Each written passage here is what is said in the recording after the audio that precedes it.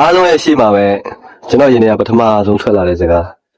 နောက်ဆုံးထွက်သက်သည့်ရှိနေမယ့်စကားလေးတစ်ခုကျွန်တော်ပြောပြရစီ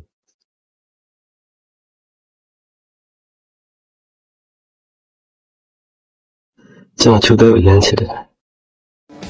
ဒီမွေးရဲ့ကျုံနဲ့အဖြစ်ကင်းနေနန်းကြောင့်ကိုမင်းနာအမြဲတမ်းနေချင်တယ်ရေထဲမှာချစ်ကတယောက်တည်းကိုချစ်တာအိုမင်းလေးနားလည်နေမှာလားရေထဲမှာလေး